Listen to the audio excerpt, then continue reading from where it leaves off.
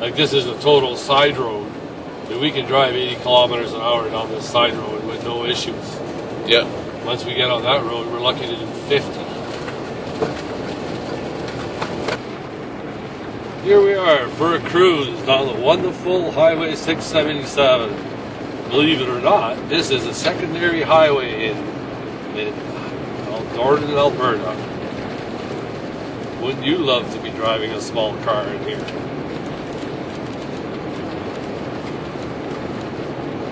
This isn't so bad. This is the good part of this road.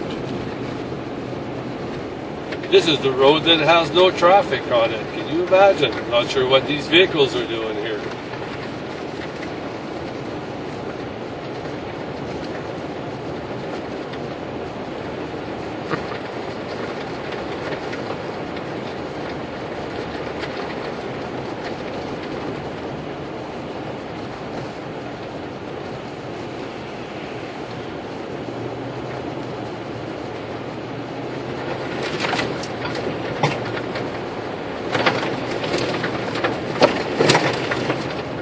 We're only going 50 clicks.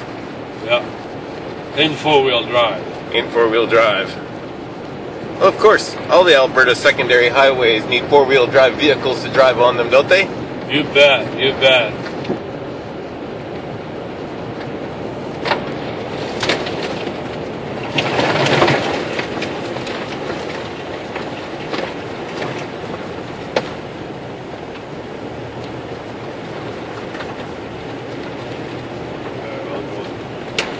We'll show them the other end of this great road.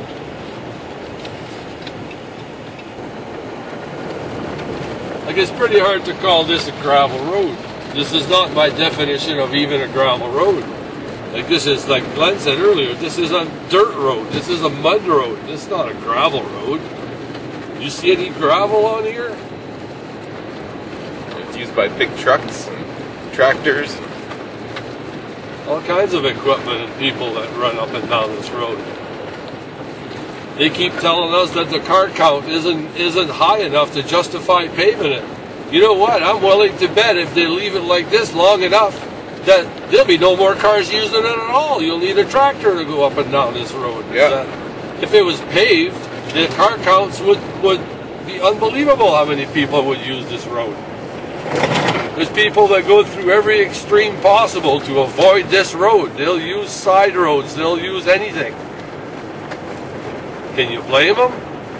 How would you like to travel this every day, twice a day, if you're working in town with a car? Or a minivan. Or a minivan. Full of kids. Yeah, full of kids. School bus. Yeah, school bus goes down here every day, twice. Tries. You know. How can our government go on and tell us to be safe if they give you a road like this to drive on?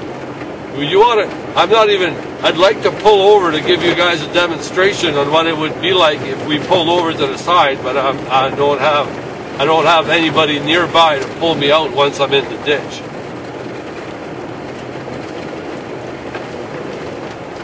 We're doing 50 kilometers an hour in four-wheel drive, and we're having a hard time going straight. It's throwing us all over the place. And I travel approximately between 7,000 and 8,000 kilometers a month in northern Alberta with my job. And I'm willing to say that this is worse than any back road, oil field road that I travel. How can this be considered acceptable?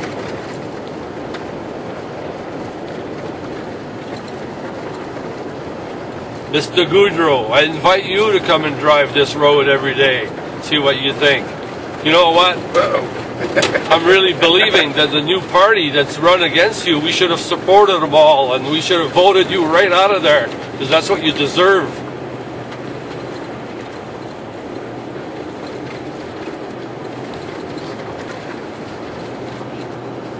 You guys call yourself the progressive conservative. If this is progressive, I really don't want to be going backward.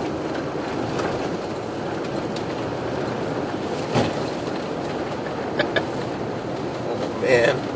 Isn't this something? Yeah. Well,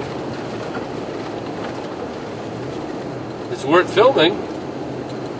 We'd be better off driving in the field over there. Be smoother. Yeah. Probably safer. Yeah. I mean, I'm trying to maintain 50 just out of principle, and this is the ride we're having to try to do this, you know?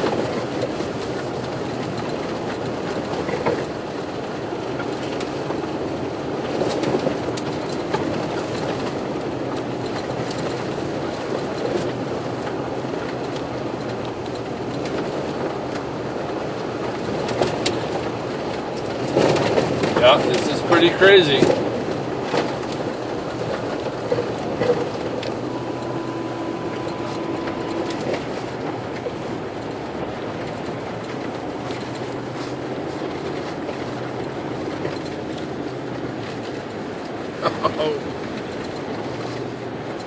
Oh yeah, like we're 4x4 in here. Yeah.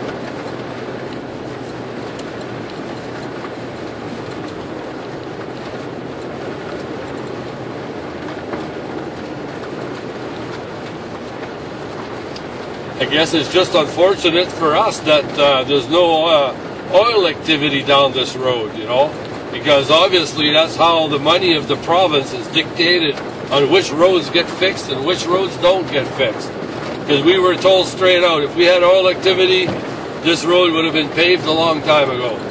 But you know what? I didn't realize that it really made that much difference, you know, on where the oil activities were, on which part of the country, which part of the province, and which roads get maintained.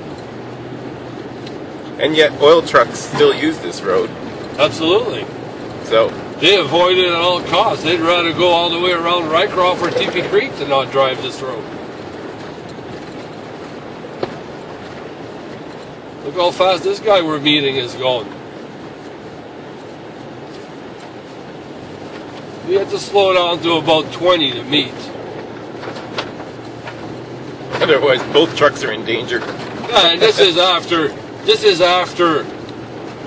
12 hours of bad weather. This hasn't been going here for 3 weeks and it got like this. It started raining about midnight last night. And by today, right now, it is 5:30 p.m.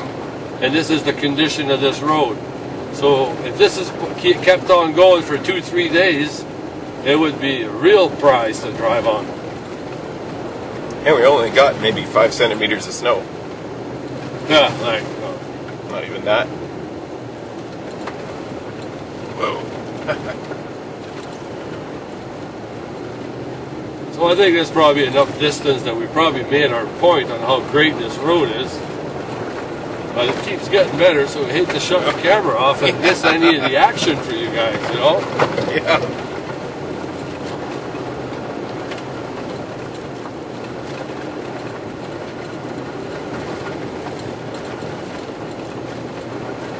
Like whoever had the great idea to send a grader down here and pull all the mud and the few kernels of gravel that were in the ditches back on the road should have his head examined.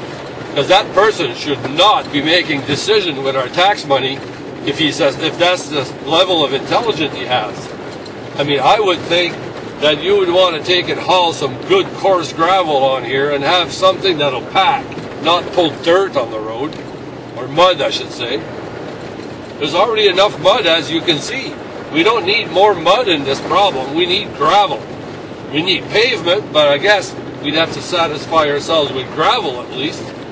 Would be an improvement.